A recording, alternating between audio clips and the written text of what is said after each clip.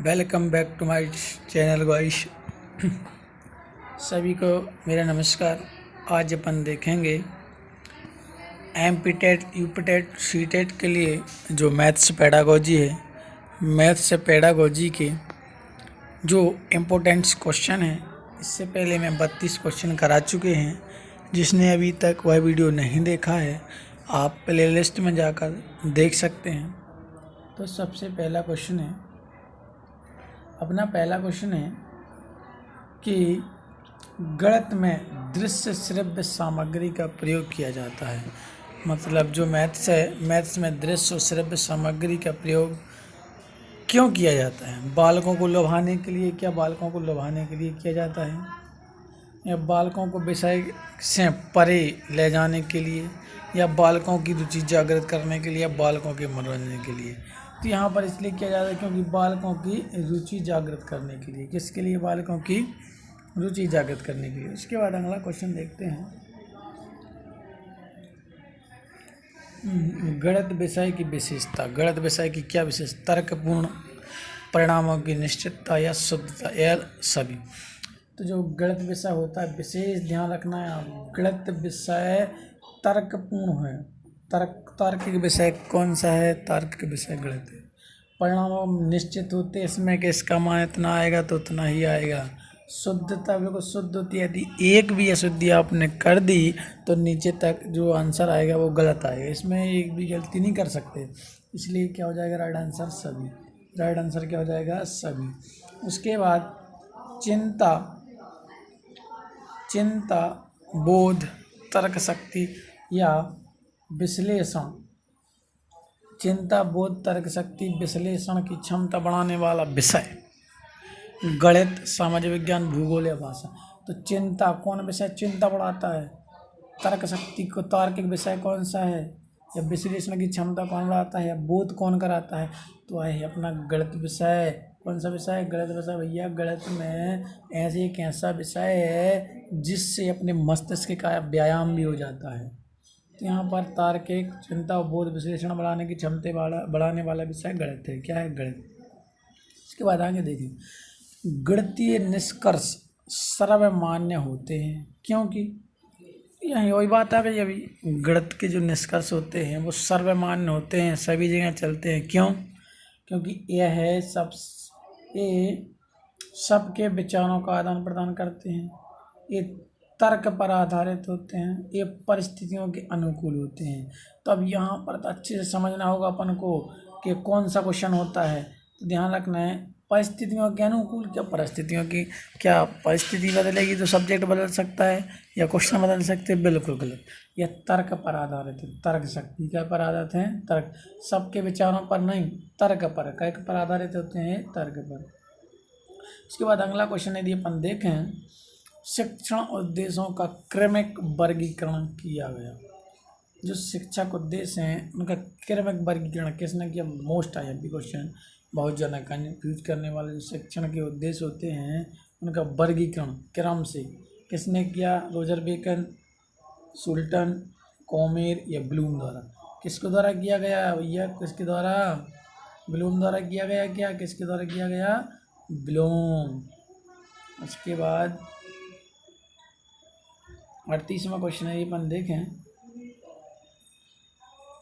ज्ञान संबंधी प्राप्त उद्देश्य के अंतर्गत निम्नलिखित में से कौन सा कथन सही है?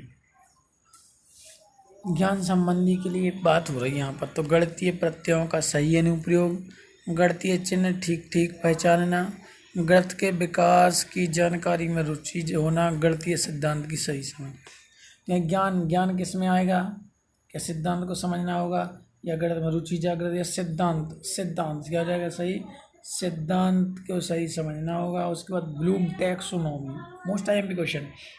ब्लूम टैक्सोनॉमी का अंग नहीं है, तो यहाँ ध्यान रखना। समझ, ब्लूम टैक्सोनॉमी का अंग समझ तो है, बुद्धि, प्रयोग या ज्ञान, इनमें से बताना है। समझ है, प्रयोग है, ज्ञान है, लेकिन बुद्धि नहीं। ब्लूम टैक्सोनॉमी का अंग बुद्धि नहीं है। समझ बता सकता है, प्रयोग कर सकता है, ज्ञान दे सकता है, लेकिन बुद्धि नहीं दे सकता, इसलिए बुद्धि नहीं है। उसके बाद बीजगणितीय यथार्थ में है। बीजगणित में क्या है? अंकगणित, रेखागणित या सामान्यीकृत अंकगणित।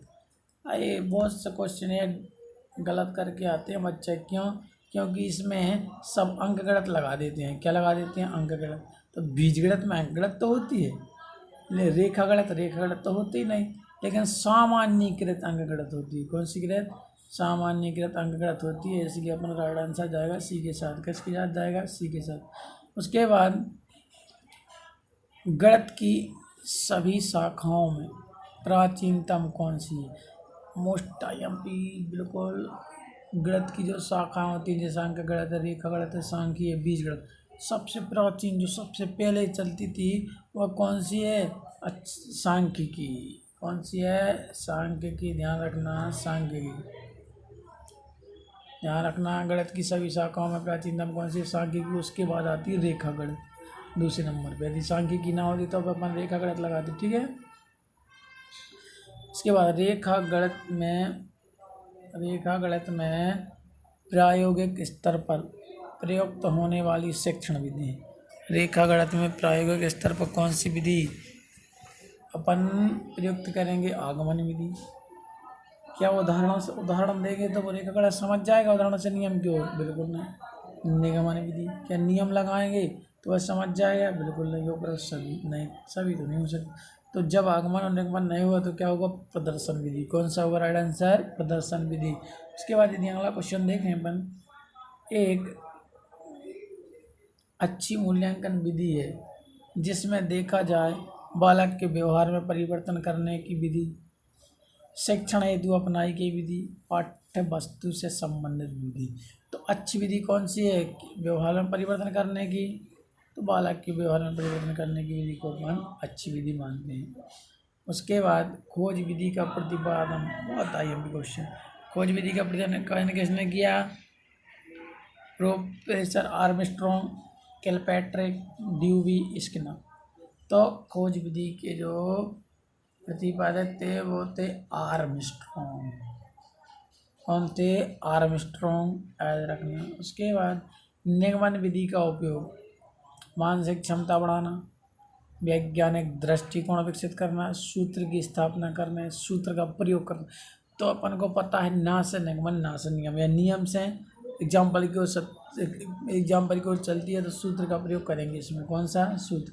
उसके बाद सामान्य से विशिष्ट की ओर शिक्षण सूत्र पर आधारित विधि। सामान्य से विशिष्ट की ओर मतलब सूत्र तो सामान्य है, उससे विशिष्ट की ओर जाएंगे तो यहाँ पर राइट आंसर हो जाएगा निगमन विधि। यदि विशिष्ट से सामान्य की बात होती तब तो आगमन होता है। उसके बाद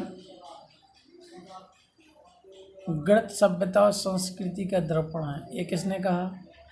Roger Bacon, Hogman, Harlock, Edton. यह कहा भैया हॉगमैन ने। किसने कहा? हॉगमैन। राइट आंसर क्या हो जाएगा? हॉगमैन। उसके बाद यदि आगे देखें प्राथमिक स्तर पर गणित का महत्व, यहाँ पर अच्छे से ध्यान से देखना।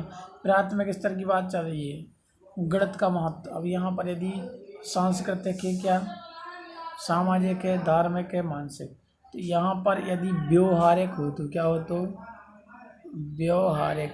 राइट आंसर अपना व्यवहारिक के साथ जाता, लेकिन यहाँ पर व्यवहारिक नहीं है तो जाएगा मानसिक।